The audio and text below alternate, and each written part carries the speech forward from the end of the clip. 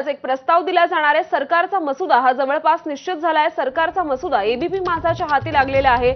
नातेवाईक आणि प्रमाणपत्र धारकांच्या ॲफिडेव्हिटवर आरक्षण देण्याचा विचार सरकारकडून केला जातोय। तालुका आणि पंचायत स्तरावर नोंदी पडताळणीसाठी समिती स्थापन केली जाणार आहे आणि पडताळणी समिती स्थापून गाव पातळीवर नोंदी शोधण्याची तयारी सुद्धा केली जाणार आहे। हैदराबाद गॅझेटियर जसंच्या तसं लागू करता येणार नसल्याची सुद्धा एक महत्त्वाची माहिती मिळते आणि उपसमितीच्या प्रस्तावातील ही माहिती एबीपी माझाच्या आता हाती लागलेली आहे।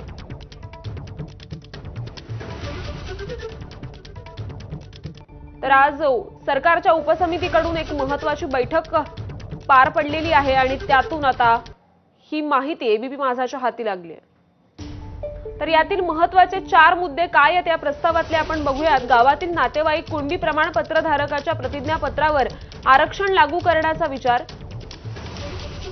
गावातील नातेवाईक नोंदी पडताळणीसाठी तालुका आणि ग्रामपंचायत स्तरावर नवी पडताळणी समिती स्थापण्याची तयारी। नवी पडताळणी समिती ही गाव पातळीवरील नोंदी शोधण्याची शक्यता आहे।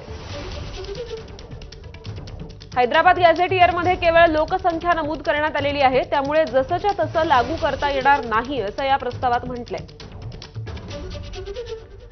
आणि या प्रस्तावासंदर्भात अधिक अपडेट्स देतील आपले प्रतिनिधी अभिषेक मुठाळ। अभिषेक,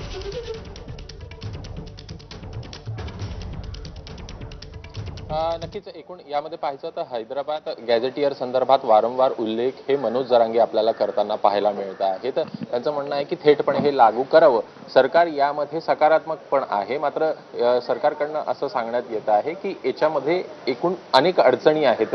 एकूण लोकसंख्या जी आहे ती याच्यामध्ये देण्यात आलेली आहे, नंबर्स देण्यात आलेले आहे आणि त्यामुळे ते जसंच्या तसं लागू करणं हे शक्य होणार नाही आहे आणि त्यामुळे त्याच्यासाठी सरकारकडनं काही पर्याय जे आहेत ते देखील आपल्याला काढण्यात आल्याचं पाहायला मिळत आहे। एकूणच अंतिम मसुदा हा संपूर्णपणे तयार झालेला आहे आणि त्यावरच आज उपसमितीची ही आपल्याला बैठक होताना पाहायला मिळत आहे। इतर जे मंत्री आहेत त्यांच्यासोबत देखील हे संपूर्ण मसुदा जो आहे तो आज दाखवला जाणार आहे। प्रामुख्यानं जर का यामध्ये पाहायचं तर कुठेतरी मध्यमार्ग काढण्याचा प्रयत्न हा सरकारकडनं आपल्याला होताना पाहायला मिळतो आहे। प्रामुख्याने कुणबी प्रमाणपत्र मिळवण्यासाठी गावातील जे नातेवाईक आहेत किंवा मग जे त्यांचे नातेवाईक असेल किंवा मग जे प्रमाणपत्र धारक असेल त्यांना ॲफिडेव्हिट देत जे इतर आपले नातेवाईक आहेत त्यांना आपल्याला कुणबीमध्ये सामावून घेता येणार आहे। एकूणच प्रामुख्यानं ही मोठी अपडेट म्हणावी लागणार आहे। दुसरीकडे जर का पाहायचं तर अनेक कुणबी नोंदणी पडताळणीसाठी गावांमध्ये स्क्रुटनी करण्याचा देखील निर्णय जो आहे तो आपल्याला यामध्ये होऊ शकतो आणि हे दोन्ही GR मध्ये आपल्याला नमूद असल्याचं देखील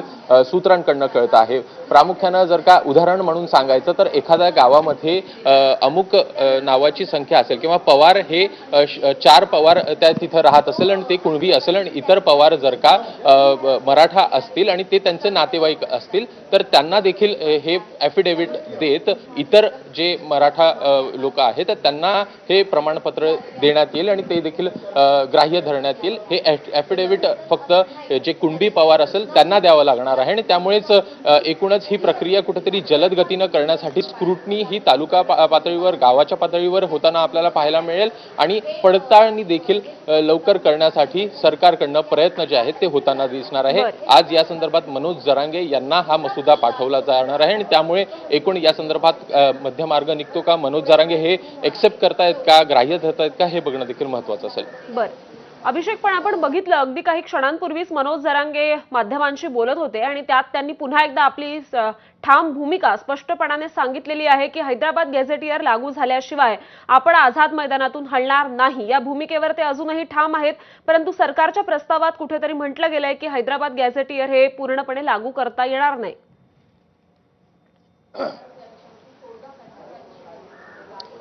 नक्कीच एकूणच सरकार यामध्ये सकारात्मक आहे। एकूणच मी तेच सांगण्याचा प्रयत्न करतो आहे। हैदराबाद गॅझेटियरमध्ये नावांचे उल्लेख हे आपल्याला आढळत नाही, एकूणच नंबर्स आढळतात।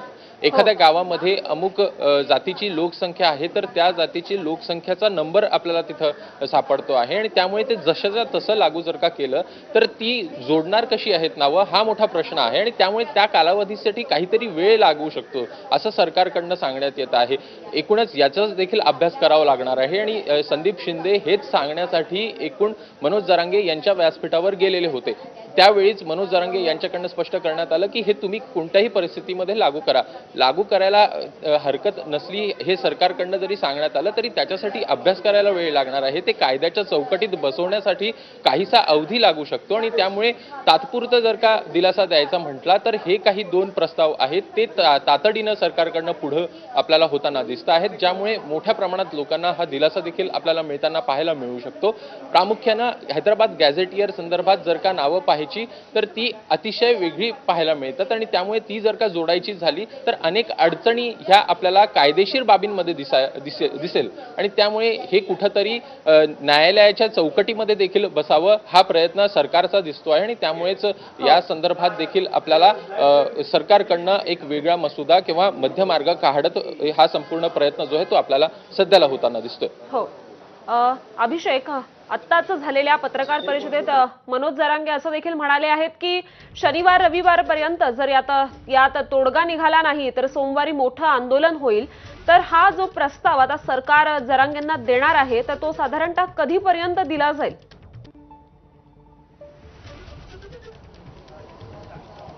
नक्कीच आजच सरकारकडनं या संदर्भातला GR जो आहे तो काढला जाऊ शकतो. प्रामुख्यानं यामध्ये जर का पाहायचं तर हा मसुदा अंतिमतः पूर्णपणे तयार असल्याचं कळतं आहे. काल एकूणच एजींना या संदर्भात आपल्याला माहिती आहे की PIL दाखल झाली आणि PIL दाखल झाल्यामुळे जो अंतिम मसुद्यावर अंतिम अहवाल जो आहे तो वाचायला काहीसा वेळ त्यांना पाहिजे होता आणि त्यामुळेच त्यासाठी काहीसा अवधी लागला. एकूणच आज या संदर्भात तो अहवाल देखील पूर्ण झालेला आहे, मसुदा तयार आहे आणि तो आता उपसमिती समोर ठेवला जाणार आहे आणि त्यानंतर अभिषेक, या संदर्भातले अपडेट्स वेळोवेळी जाणून घ्यायचेच आहेत. धन्यवाद तुर्तास या सविस्तर माहितीसाठी.